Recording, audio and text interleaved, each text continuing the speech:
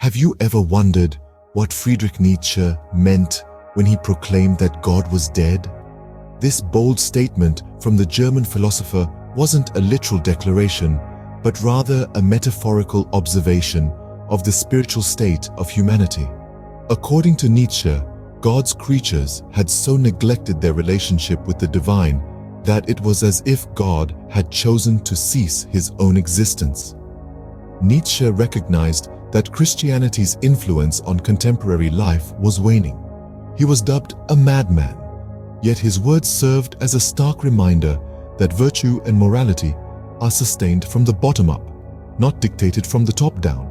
He argued that regardless of the immense power held by the financial and governmental elites, their valueless impulses would not prevail if they weren't accepted by the majority or a determined minority. Nietzsche's observations were made in 1886, a period of relative peace but limited freedom in Europe. Fast forward to today, and you'll find that his sentiments ring true, particularly in the United States, where there seems to be a noticeable absence of both peace and freedom. Nietzsche's philosophy suggests that people tend to accept the government they fear, whether it's the willing executioners under Hitler's regime or the obedient followers in America. When cultural and financial elites shape a government founded on nihilism, a belief in nothing but power, the result is a culture steeped in dishonesty and theft. When the government's most proficient skill is violence, it inevitably cultivates a culture of death. Today, America appears to epitomize this culture of death. The nation is at war with itself, allowing the termination of unborn lives and endorsing gender transitioning education in schools.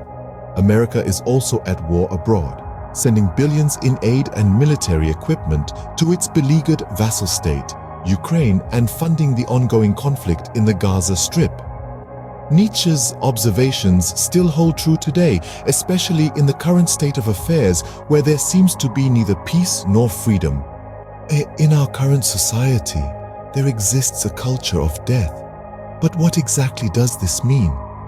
Well, when we talk about a culture of death, we are referring to a society that seems to value power and control more than the sanctity and dignity of human life. It's a society where the government's actions, both domestically and internationally, contribute to the devaluation of life.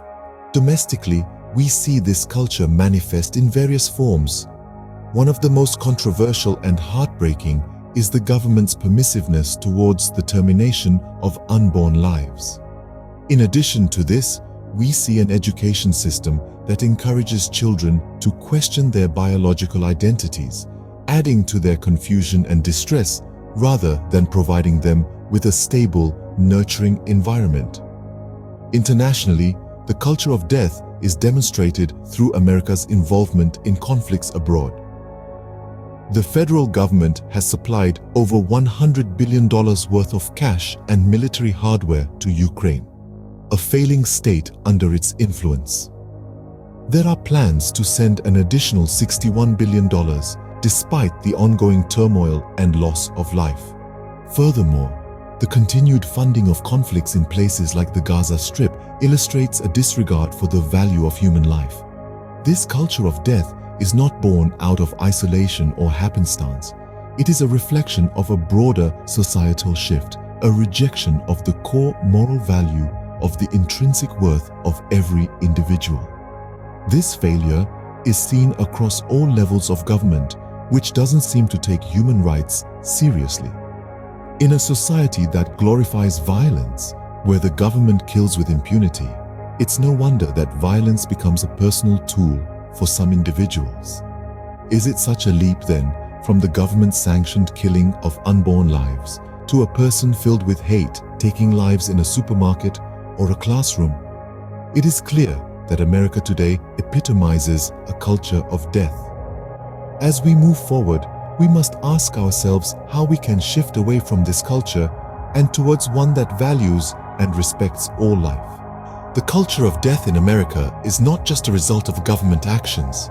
It is also due to the American rejection of core moral values.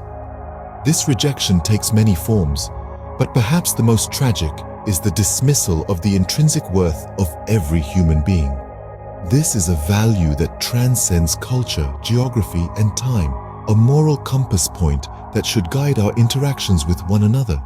Yet, it seems to have been lost in the fray of modern America's ideological wars. We've seen this in the way that the government, both at the state and federal levels, fails to take human rights seriously.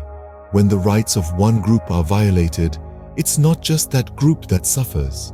The entire fabric of our society is torn. And yet, time and again, we see these rights being treated as negotiable, as mere commodities to be traded in the political marketplace. Consider the issues that divide us most deeply. Abortion, the death penalty, war. These are all questions of life and death. They're all arenas in which the intrinsic worth of human beings is either affirmed or denied. And tragically, they are all areas in which our society and our government have often chosen the path of denial. The government plays a significant role in the culture of death by glorifying violence. But how exactly does it do this? The government glorifies violence in several ways. One of the most apparent is through the constant waging of wars. These wars are often justified with reasons that may seem valid on the surface, but at their core, they are a show of force and dominance. They are a demonstration of the government's ability to control, to conquer, and to kill. Another way the government glorifies violence is through its defense budget. The sheer magnitude of this budget is staggering. It is larger than those of the next dozen countries combined. This massive expenditure is not just about security. It sends a message that violence, or at least the threat of violence, is a priority. It communicates that the government values power and force more than peace and diplomacy. The use of the death penalty is another way the government glorifies violence. The death penalty is the ultimate display of state-sanctioned violence. It is the government saying that it has the right to take a life, to enact the ultimate form of violence upon an individual. This action, no matter how it is justified, is a clear glorification of violence. The government's actions in these areas have profound effects. They create a culture where violence is not only accepted but is seen as necessary. They create a society where war is normal, where massive spending on weapons is routine, and where the state has the right to take a life. These actions set a tone. They create an atmosphere, and in this atmosphere, violence becomes a personal tool. It becomes an accepted method for resolving disputes, for expressing anger, for asserting dominance. It becomes a part of the fabric of society. This is the role the government plays in glorifying violence. It is a role that has far-reaching consequences, shaping not just the actions of the state, but the beliefs and behaviors of its people. The government's actions have set a tone whereby violence has become a personal tool. Thomas Jefferson argued that the only moral purpose of government is to protect individual rights. But is this still the case today? Jefferson, one of America's founding fathers, held a profound belief in the sanctity of individual rights. He saw rights not as a gift from the government, but as inherent to our humanity, a claim against the world that is indefeasible and permanent. But what are these individual rights? They are the inherent freedoms we possess simply by virtue of being human.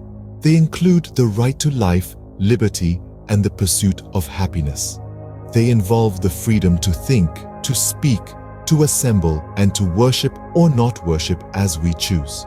These rights are not granted by the government. Rather, they are inherent to our very existence. Now let's consider today's society. Is the government still fulfilling its moral purpose to protect these rights? Look around. The answer may be unsettling. The government's role has expanded far beyond the protection of individual rights. It has ventured into realms that would have been unimaginable to our founding fathers. The government now decides what we can buy, who we can do business with, what we can say, and in some cases, even what we can think. This shift in the government's role has led to an erosion of individual rights. Instead of being the protector of rights, the government has become a dispenser of privileges, often favoring certain groups over others. This is a far cry from Jefferson's vision of a government that exists solely to protect the inherent rights of individuals. And this brings us to a crucial question. If the government isn't fulfilling its moral purpose, what is it doing? It appears to be fostering a culture that values power over principles, that glorifies violence and death over life and liberty. It seems that the government has strayed from its moral purpose, further contributing to the culture of death. So where do we go from here? Is it possible to return to Jefferson's vision? Or are we doomed to live in a society where the government dictates our lives rather than protects our rights? These are questions we must all ask ourselves, and the answers will shape the future of our society. It seems that the government has strayed from its moral purpose, further contributing to the culture of death.